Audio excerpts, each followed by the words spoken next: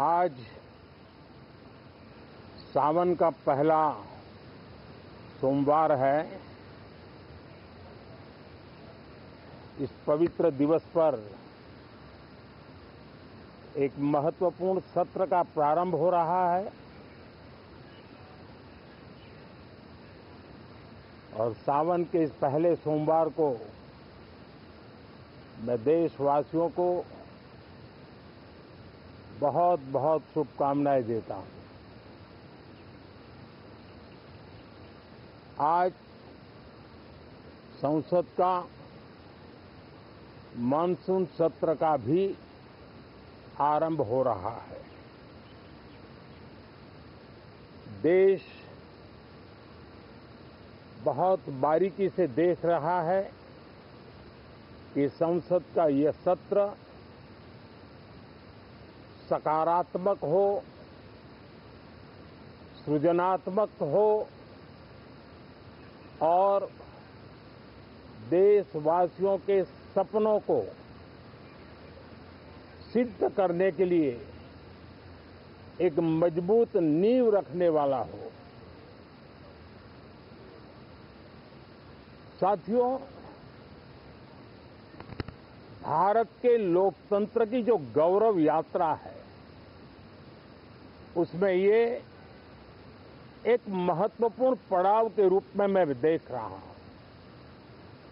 व्यक्तिगत रूप से मुझे भी, हमारे सभी साथियों को भी ये अत्यंत गर्व का विषय है कि करीब 60 साल के बाद कोई सरकार तीसरी बार वापस आए और तीसरी पारी का पहला बजट रखने का सौभाग्य प्राप्त हो।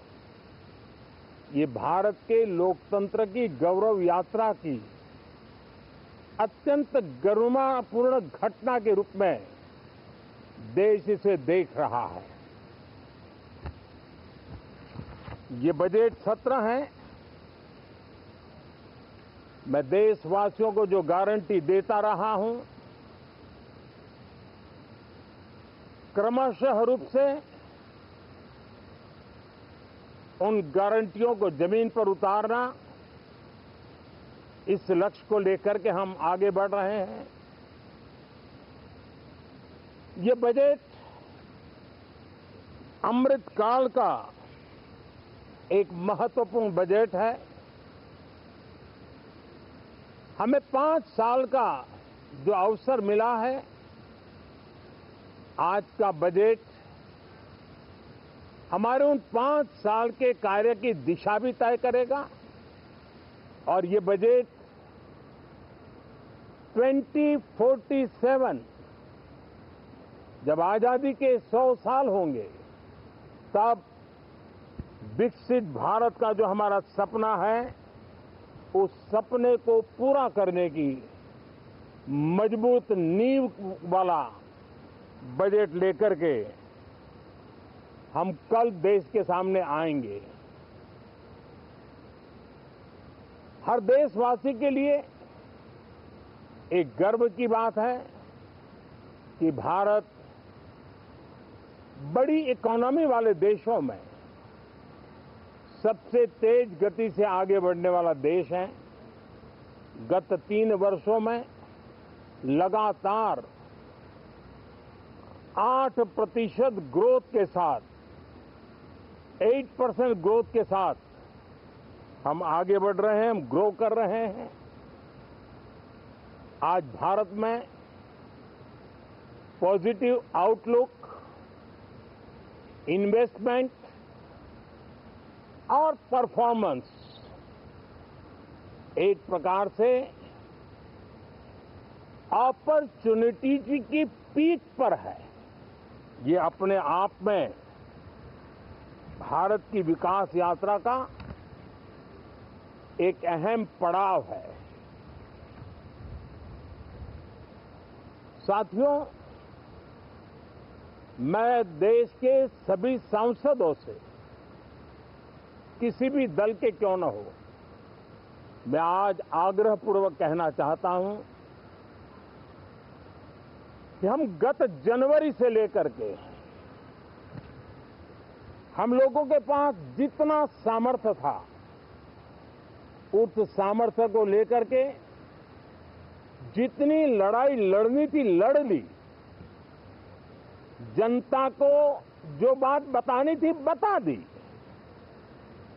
किसी ने राह दिखाने का प्रयास किया, किसी ने गुमराह करने का प्रयास किया,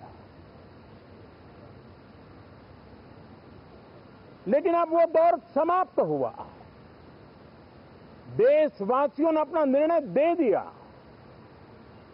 अब चुने हुए सभी सांसदों का कर्तव्य है, सभी राजनीतिक दलों की विशेष जिम्मेवारी है कि हमने दल के लिए जितनी लड़ाई लड़नी थी लड़ ली। अब आने वाले 5 वर्ष के लिए हमें देश के लिए लड़ना है, देश के लिए जूझना है, एक और नेक बनकर के जूझना है।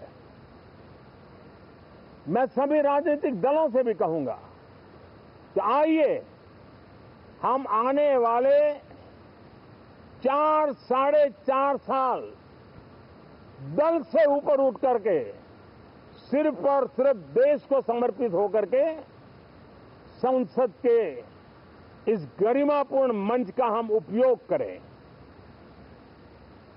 जनवरी 29 जब चुनाव का वर्ष होगा, आप उसके बाद जाइए मैदान में, सदन का भी उपयोग करना है कर लीजिए। वो 6 महीने जो खेल खेलने खेल लीजिए, लेकिन तब तक सिर्फ और सिर्फ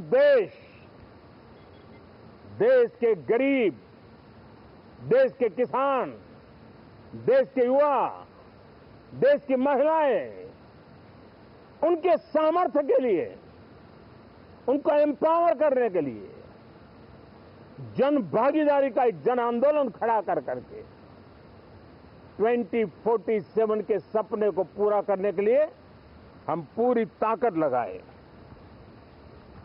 मुझे आज बहुत दुख के साथ कहना है कि 2014 के बाद कोई सांसद 5 साल के लिए आए,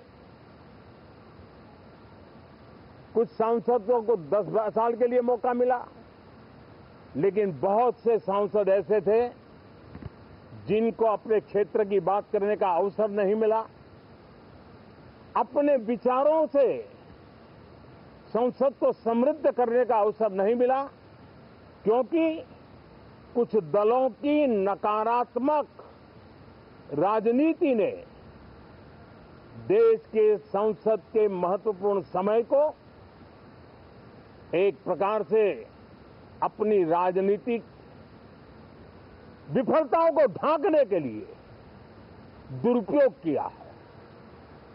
मैं सभी दलों से आग्रहपूर्वक कहता हूं कि कम से कम जो पहली बार सदन में आए हैं, ऐसे बहुत बड़ी संख्या में हमारे माननीय सांसद हैं और सभी दल में है, उनको अवसर दीजिए, चर्चा में उनके विचारों को प्रकट करने का मौका दीजिए, ज्यादा से ज्यादा लोगों को आगे आने का अवसर दीजिए। और आपने देखा होगा कि पार्लियामेंट के नए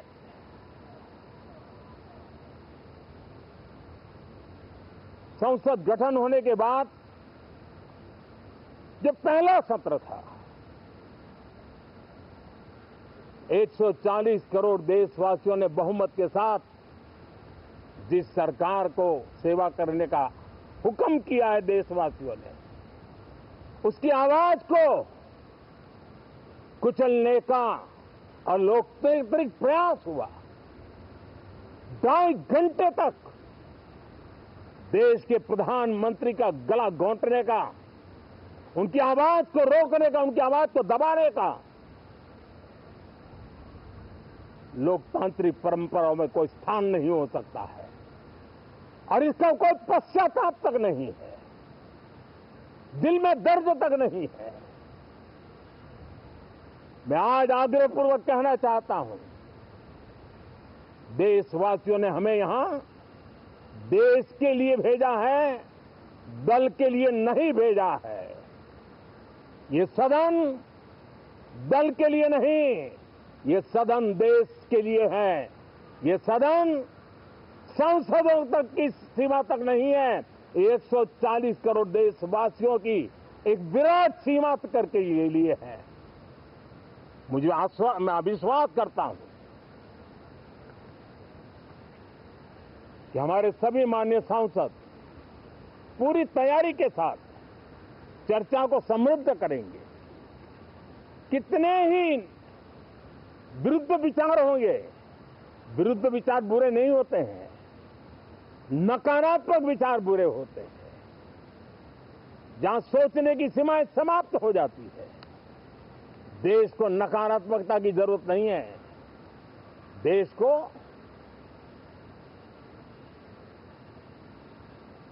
एक विचारधारा, प्रगति की विचारधारा, विकास की विचारधारा, देश को नई ऊंचाइयों पर ले जाने वाली विचारधारा से हमें आगे बढ़ाना होगा। मैं पूरा ही आशा करता हूं कि हम लोकतंत्र के इस मंदिर का भारत के सामान्य मानवीय की आशा आकांक्षाओं को पूर्ण करने के लिए सकारात्मक रूप से उपयोग करेंगे। बहुत बहुत धन्यवाद साथियों।